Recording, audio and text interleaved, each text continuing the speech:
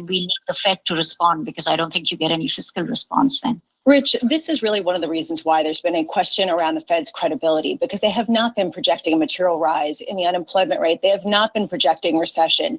Do they need to do both of those things in their forecasts in order to regain some sort of, I don't want to say control, but greater influence over the market pricing of these types of things? Yeah. It's an excellent point. Lisa, if you compare the September projections with the March projections, they were definitely a move in a more realistic direction. So I believe in September, the committee, the median participant, had the unemployment rate rising to 4.4, which would be about a 1-point rise over the lowest level that we've seen. Now, historically, we all know the Dudley rule of thumb, which is if you get more than 4/10 rise in unemployment in the past, it's always been a recession. So I would argue implicitly, although Chair Powell may not use the R word today, their forecast is more or less consistent, I think, with a modest recession. The last thing I'll say is I've gone back and looked, and the two mildest recessions in the last 30 years were in 1990 and in 2001. In both of those, they only lasted 8 or 9 months, but in both of those, the unemployment rate rose about 1.5 points. So if we were to get a recession with a 1-point rise in unemployment, it would be something that we've not seen, which is really Priya's point. Priya, not your confidence out 12 months, but even your confidence in where the markets are out 3 or 4 Fed meetings. What's your confidence into May or June? It's low. I mean, I should say the market is less liquid. So we get these really wild moves, very hard to pick a narrative. You talk about confidence on the market. With a market that's less liquid, it should be a little lower. I think this year has taught us all humility, and certainly me. But in terms of, confidence, I go back to John's question on growth versus inflation. I think my inflation uncertainty is going down. I am concerned about service inflation. Growth uncertainty is what is going to continue to pick up. And so that's when going into the middle of next year, I mean, have they reached terminal? When does the Fed respond? What is the threshold? I hope Chair Powell can explain what's the threshold for the Fed to stop versus, slow down is here, to stop hiking, to start to cut rates. What is their estimate of Nehru? Do they need the unemployment rate at 5 to start to ease, or is it higher? I think those are all questions. So that's going to increase uncertainty around the middle of the year, because I think we're going to see weaker growth data for sure. And then we're all going to look at the Fed and they'll say they're resolute. And that's going to be very hard to trade for any asset class. I can tell you, Bramo just started laughing at me as I looked at the starting 11 of the game in about 3 minutes. I look over. Couldn't contain it. I just see a complete lineup. I am not yet. You're there. Hey, it's multi-task. Clarida has to go, but it's just to watch. That's why he wants to go. Right? Yeah, exactly. Rich, I want to finish on this. It's an important question. We've seen financial conditions ease since the last meeting. Rich, based on the data, would you describe that as an unwarranted easing of financial conditions, or is it justified? It's certainly not unwarranted. Look, inflation is public enemy number one. We got 2 good prints in a row on inflation. And so, yes, there's obviously a macro input. Calibrating how much of the easing, makes sense in terms of a model. I mean, that's a matter of judgment. But I think we're going to continue, John, to see this tug of war between the data and the Fed really throughout much of next year, because their models are telling them to succeed and get inflation down into the 2s, they need to keep policy restrictive. But if markets keep easing financial conditions, the restrictive policy loses its bite. So stay tuned. This is going to be with us for a while. Well, we're going to find out in the news conference, I think, in just 30 minutes' time, Tom. Priya Misra, Richard Clarida, to the two of you, absolutely brilliant. Yeah, thank you. As always, going into this Fed decision. TK, there's going to be some questions about that in the news conference, no doubt about it. Priya Misra, the single smartest thing I've heard in the last 24 hours, and it goes to all this Bitcoin crypto malarkey we're talking about. She said humility is in order, and the distinctive feature at this central bank are frontline academics like Richard Clarida and DSG. I mentioned Rick Michigan, his colleague at Columbia 20 years ago. I mentioned Blinder today. About these people have hardwired, built-in humility over how hard this is. That's way also scarred by the experience of the last couple of years. Yes. For that matter, at least in the last 12 months. 12 months ago, looking out 12 months, how wrong could we be about where many people thought rates would end up the year? Yeah, I don't think anyone needs a lesson in humility. I think everyone's gotten one. And I think that's exactly it. I think that there is a feeling of exhaustion more than anything right now, because people feel like, okay, well, we don't know what's coming. We don't want to have a downturn. We're exhausted by all of the negativity. We heard that earlier today. And yet, how positive can you be with a 4.5% to 5% Fed funds rate for a longer period of time? If I sat here 12 months ago and said we'd be staring down the barrel of a 5 handle on Fed funds, people would laugh at you. They would have laughed at me 12 months ago. Yeah, that just was not on the radar. I mean, we have Bill Dudley. He's coming up, and people laughed at him. He did, and people said, this is crazy. We aren't going to get there. It'll blow up the financial system. I remember that summer. Equities going into this decision, 10 seconds away. Equities right now up 0.75% on the S&P 500, up 0.7%, 7 or 0.8% on the Nasdaq. With your Fed decision, here's Mike McKee. This is a hawkish Fed, as expected. A 50 basis point move to between 4.25% and 4.5%. But the median dot for the end of 2023 is 5.1%. That implies that rates will go up another 75 basis points. And 7 of the 19 members thought they should go higher than that. Not what global Wall Street is expecting. Supporting that outlook, there is no change in the Fed statement's promise that ongoing increases in the target range will be appropriate. Rates start to fall in 2024. The median forecast at the end of that year, 4.1%. Although there is a lot of division, the forecast range from a low of 3.1% to a peak of 5.6%. Rates then drop to 3.1% in 2025. Although one member still sees rates at 5.6% in 2025. The long-run neutral rate unchanged at 2.5%. The new economic forecast downgrade what is now seen as modest growth as the Fed tiptoes close to saying we will have a recession next year. They raise the outlook for inflation and unemployment. GDP for 2023 is seen at only 0.5 percentage point, down from 1.2% in September.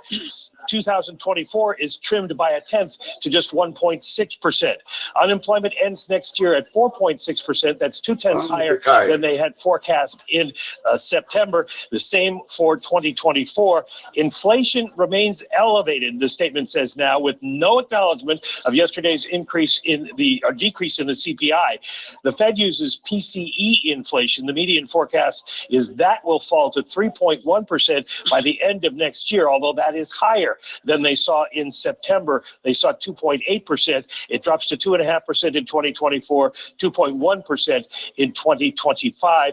Core inflation next year falls to 3.5%, up from September's forecast of 3.1%. The decision unanimous. So a much more hawkish Fed, at least coming out of the statement, than we had anticipated. Mike McKee, thank you, sir. Of course, this is only half the story. The news conference still to come. So think about that as you work through the price action. But based on the price action so far, not much of a move. We're down 0.4% on the S&P. We're down 0.5% on the Nasdaq. Into the bond market, yields come lower, not higher at the front end. We're down about a basis point at the moment to 4.20. It's a bounce off session lows, but on the day still we are down. Tom, that is a move on the median dot for 2023 from 4.60 to 5.1.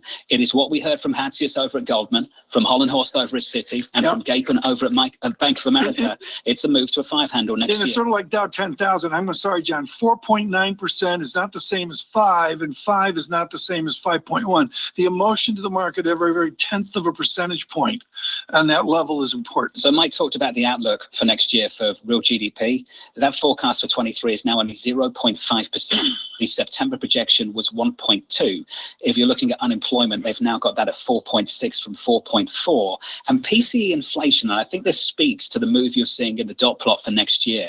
Lisa, they now see PCE inflation for next year, 23 at 3.1 from 2.8. I don't understand why the reaction market isn't bigger. I mean, the knee-jerk reaction, this is a hawkish Fed after a lot of people were talking about more nuance. There is no nuance here. This is very clearly a hawkish Fed that would like to keep rates above 5% for a lot of next year. That is a very different message than what the market has been telling us. Can I go to a quote from Alan Ruskin at Deutsche Bank from yesterday?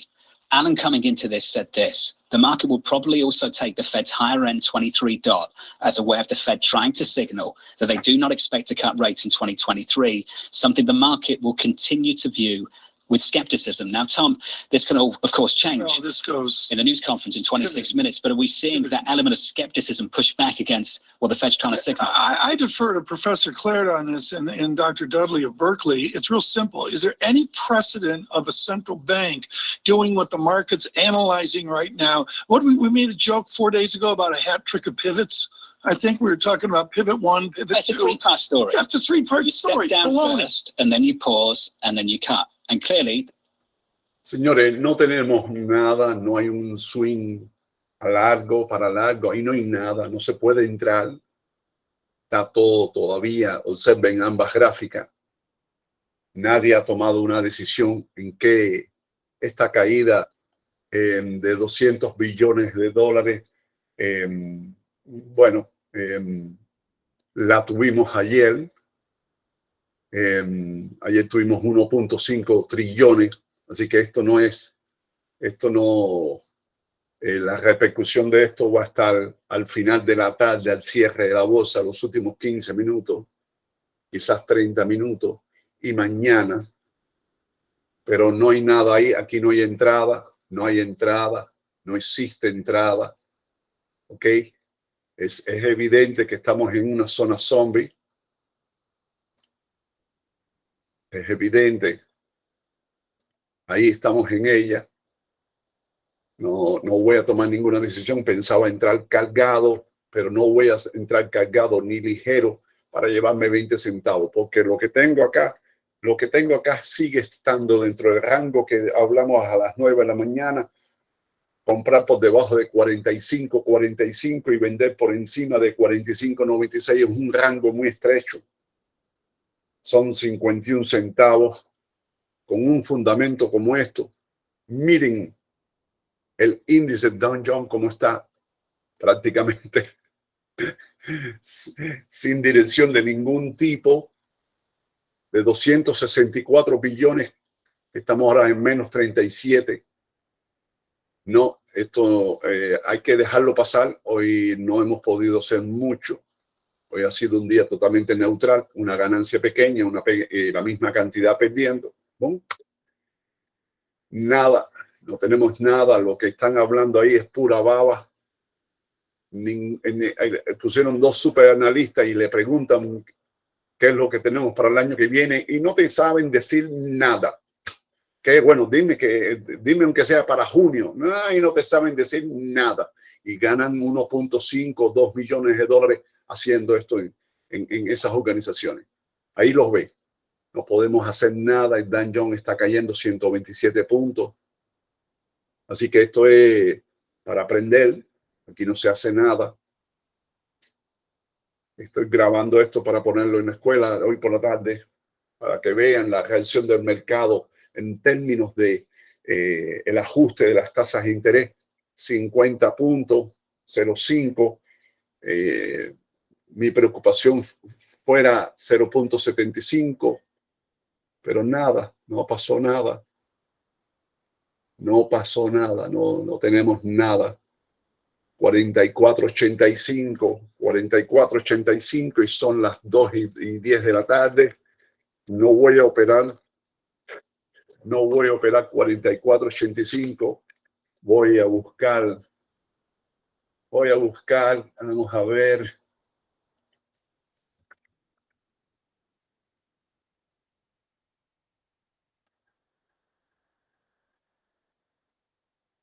Vamos a ver dónde puedo ubicarme. 45.25 máximo, 44.98 mínimo para el Bank of America. Así que son las 2 de la tarde. 44.99, 45.95. Así que voy a entrar a partir de 45.25 si el mínimo está por encima de la zona zombie, hasta 90. Y 90 lo veo un poco apretado ahí, bueno, pero son velas de un minuto. Así que nada, no tenemos nada. Un swing de media hora no me motiva ni hacerlo. Ni hacerlo me motiva a hacer. Esto no me motiva a hacer nada. Así que, pero si hay una ruptura de la zona zombie, yo sé que hasta aquí vamos a llegar. Estamos hablando de 20 centavos. 20 centavos, 5 minutos.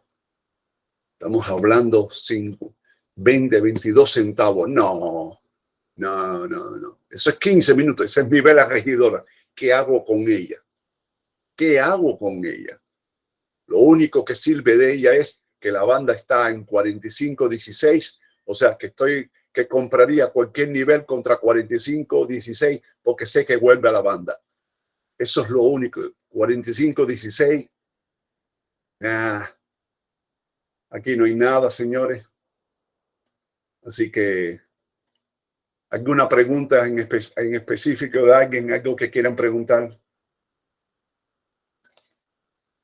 ¿Alguna pregunta? Vamos, señores, que son 8 alumnos los que tenemos el privilegio de estar acá. ¿Alguna pregunta? Entonces, si no hay pregunta, nos vemos a las 4 de la tarde y contaremos tener 50%. No sé qué significa con 50%. Es 0.50%. Las tasas de interés ya estaban en 4.21, ahora van a estar 4.71. Subieron 0.5%. Así que si la hipoteca estaba en 6.75, ahora va a subir 7.25, 7.50, 7.80. Este es el incremento de la Reserva Federal para los bancos comerciales. 45.25, 45.25, quiero apertura, quiero apertura, quiero apertura, quiero apertura, quiero apertura. Por encima de esa zona, quiero apertura, quiero apertura, apertura. Vamos, la próxima vela, la próxima vela, la próxima vela. 45. Vamos a ver dónde está la próxima vela. No quiero estancarme con EMA 20. No vale la pena hacer nada ahí. Abrió la próxima vela. No vale. No, señores, no voy a hacer nada. Si hay un impulso, entro. Pero ya fue suficiente. Ya esta vela no sirve. Tengo que esperar la próxima vela. Tengo EMA 20 acá. Tengo EMA 50, EMA 200. No vale la pena. Por 15 centavos. No, si yo me gano 15 centavos en otro día. Ahí está, 15 minutos, ya volvió a la banda, eso es lo único que valía. 30, moviéndose 30, vamos, apertura. Dame apertura y mínimo. Dame apertura y mínimo. Apertura mínimo. Vamos, apertura y mínimo. Vamos, que le quedan 10 segundos. Apertura y mínimo. 37, apertura y mínimo. Apertura y mínimo. Comprando retroceso, 27. Vamos, dame 27. Comprando 27. Vamos, 27, 27, 27, 27. Vamos, 23, 21. Ya no hay mínimo, ya no puedo comprar. Vamos. Se acabó, no hay nada. No hay nada. No hay nada.